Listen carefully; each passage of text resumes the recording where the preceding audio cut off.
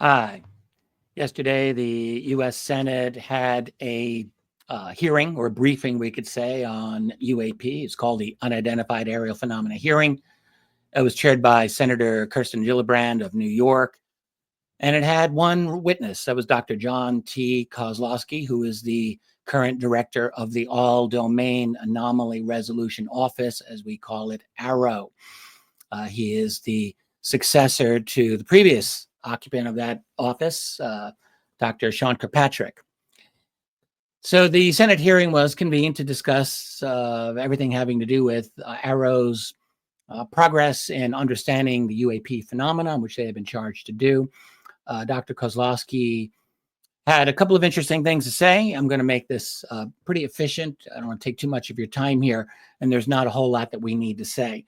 His report, aside from the case studies, which I'll get to in a moment, followed certain conclusions. He said most of the UAP reports were cases of mistaken identity involving drones or classified technology. And significantly, he said his office has not discovered any verifiable evidence of extraterrestrial beings or extraterrestrial activity or extraterrestrial technology, for that matter. The AARO office, from its beginning in 2022 until now, he said has received a total of over 1,600 UAP reports,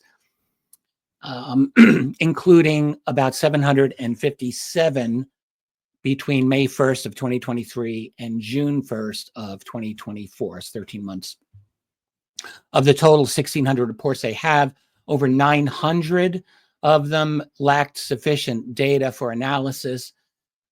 Though he said they remain as an active case, it can be reopened if there's any additional information that emerges to support their analysis. He noticed a bit of a geographical bias in the cases. A higher portion of incidents reported by national security sites near the United States military assets. He believed likely due to increased commercial pilot reporting within the continental United States.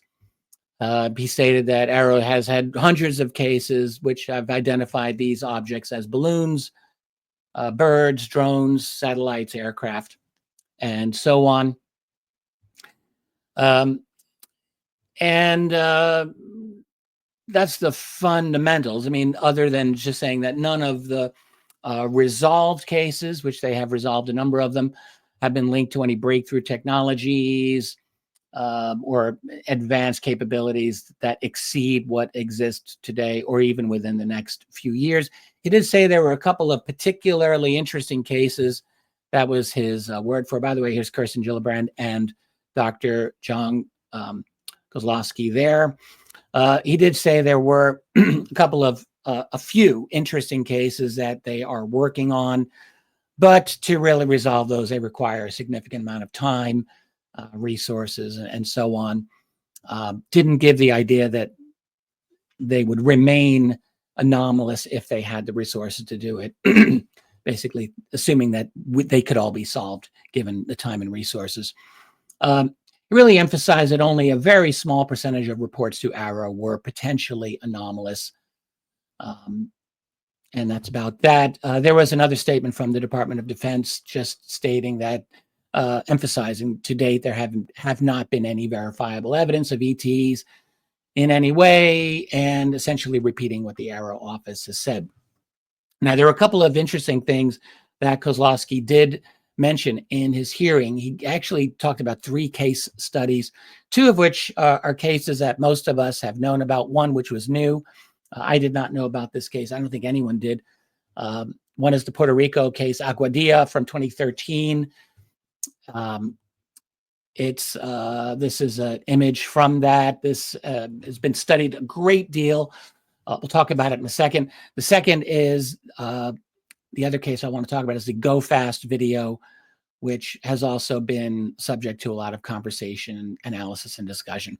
So let me just talk about and then the last one is a Mount Etna case from Europe from 2018. That involved a UFO-like object that appeared to fly through a volcanic plume. Kozlowski said that was later assessed to be a misperception due to parallax effects. I don't really know what to say about that one. I would like to learn more about it and really spend the time to study it. But the Aguadilla case and the GoFast video are something that many of us have been looking at. So let me just talk about that.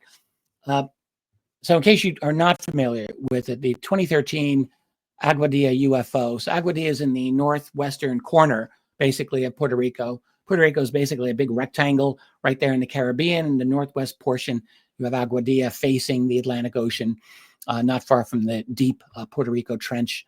Very interesting area in terms of UFO and USO activity. This particular case occurred on April 25th, 2013. And it was documented, as you see here, by a thermal imaging camera system from a U.S. Customs and Border Protection aircraft. And the footage lasts for about 3 minutes. And it captures an unknown object, or objects, let us say, performing very interesting aerodynamic maneuvers that seem to defy explanation, but not for Kozlowski's AARO office. So what he argued is that the effects, for example, the object seems to come in very, very fast, and it seems to split into two. It seems to go into the water. A lot of these, he argues, are optical artifacts generated by atmospheric conditions or distortion, lens flares, what he calls parallax effects. He talked about sensor noise, that instrument noise and thermal sensitivity variations led to misinterpretations of the environmental signals. He emphasized that their assessment of this video relied heavily on collaborating with expert communities. He talked about applying Occam's razor principles and seeking what he called the most parsimonious explanations grounded in empirical evidence. So basically, optical aberrations, lens flares, parallax effects, sensor noise, and so on. It's very interesting that he did that. And I was actually surprised that they would take this particular case on, particularly because it's been out for many, many years and was subject to a very detailed 200 or so page analysis by an organization called the Scientific Coalition for Ufology. Many people are well aware of this analysis. It's quite detailed. It's quite detailed. I will just say the SCU, their investigation, I just have to say this, involved video analysis.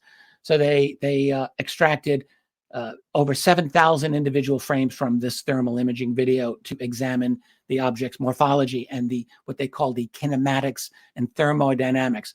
They did extensive geolocation and mapping. So they actually geolocated the object's exact position using terrain features, landmarks, coordinate measurements.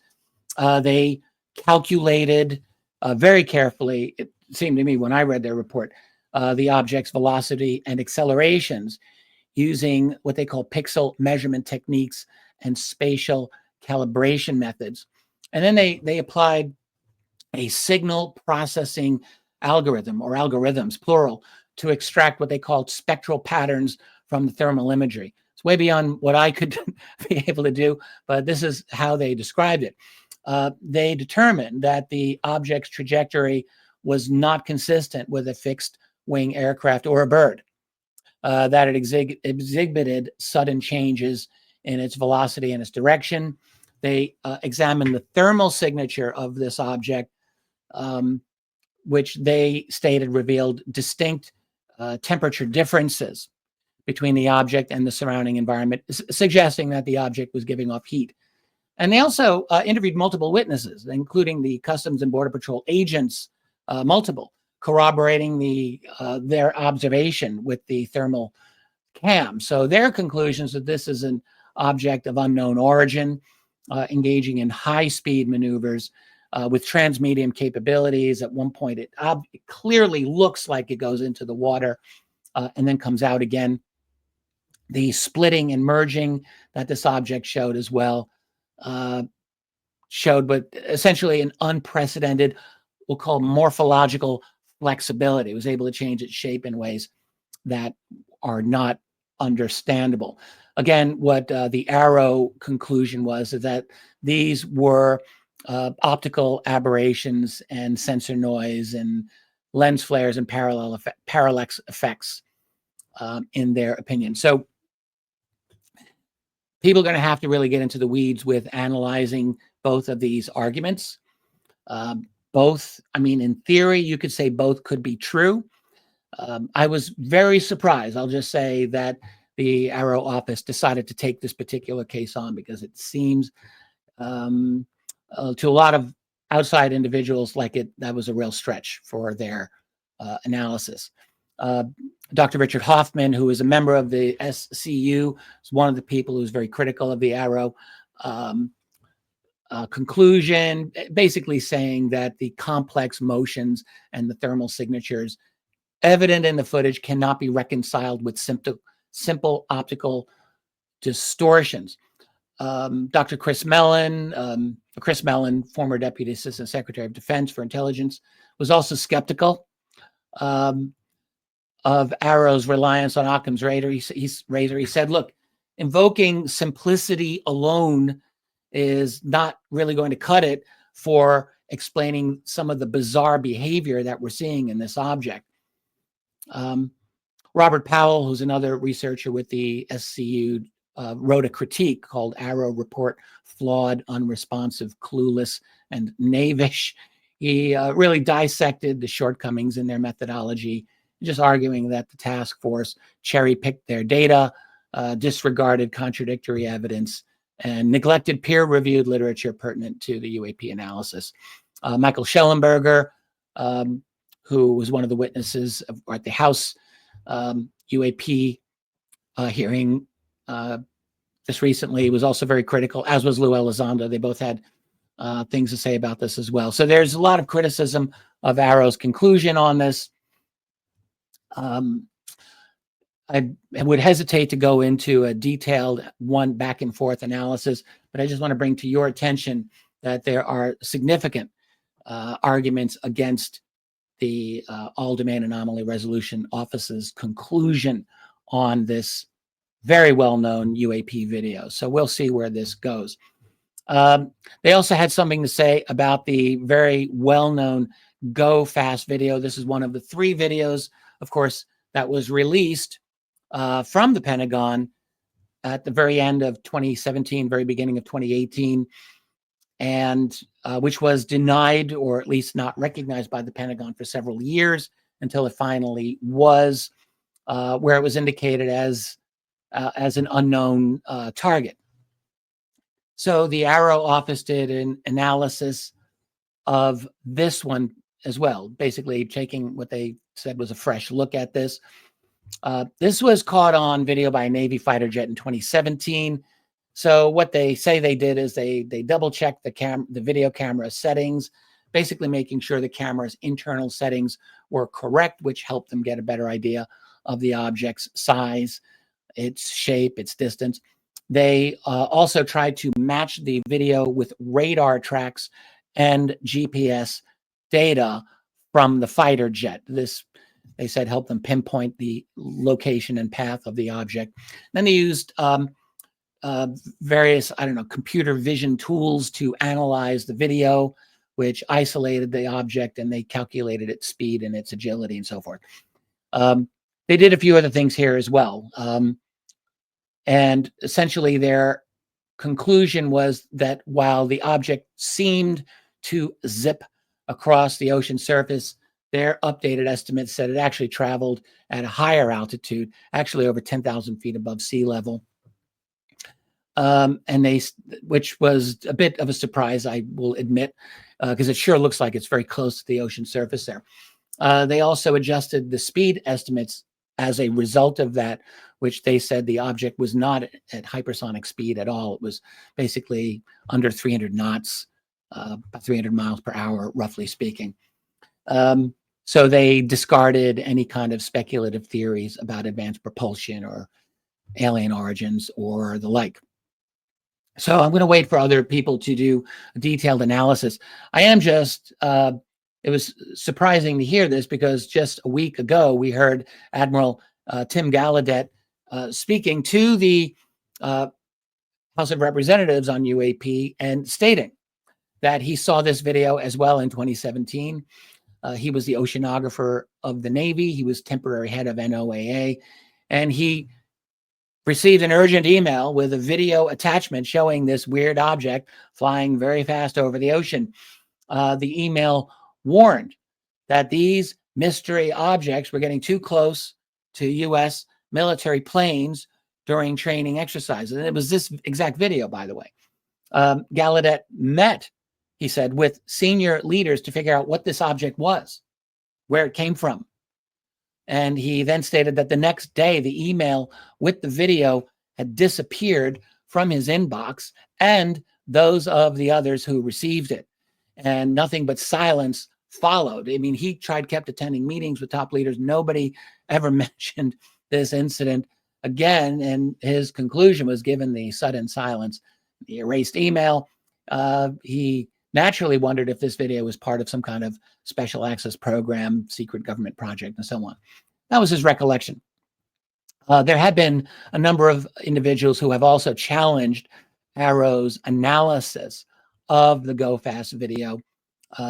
Luis Elizondo, another witness last week at the House, believes that they missed important details like the object speeding up, slowing down unusually fast. Said regular planes don't behave like that.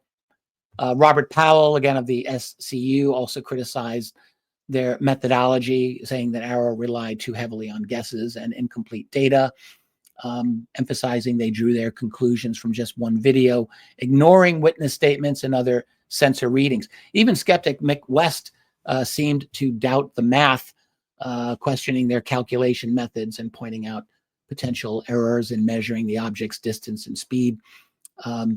He offered alternative explanations like this object was a bird or a debris carried by wind. Jeremy Corbell and Douglas Dean Johnson, who was a historian, each argued against this. Corbell just said this looked like they were using selectively presented data, leaving out important information that could contradict their findings. Douglas Dean Johnson is a historian. He examined AARO's history and their setup, and he believed that their analysis might be influenced by institutional biases. I'm not really seeing a major debunking of their conclusion, but just a lot of skepticism from a lot of people close to the source here. So we shall see. The Mount Etna UFO case, I don't really have a lot to say about that. We'll have to come back to that at some point in the future, I'm sure. I'll say this: AARO doesn't seem to be inspiring confidence either among the public, whether it's even the pro-UFO community or some of the anti-UFO or UAP community. And you really have to wonder, are we past the point of expecting any genuine investigation from this office? It's not just the public that lacks faith in them. There's quite a few members of Congress who seem very put off by this office, and many of the individuals who have recently given testimony to the House, as well as quite a few others, we could say Washington insiders who are close to all of this, have been very heavily critical of AARO. So we're at an interesting crossroads. On one side is a growing number of people, many of whom have security clearances with some sort of inside knowledge, who are increasingly willing to talk about what they know. And on the other side is a Pentagon establishment as intransigent as ever. And you really have to wonder, how is this all going to turn out?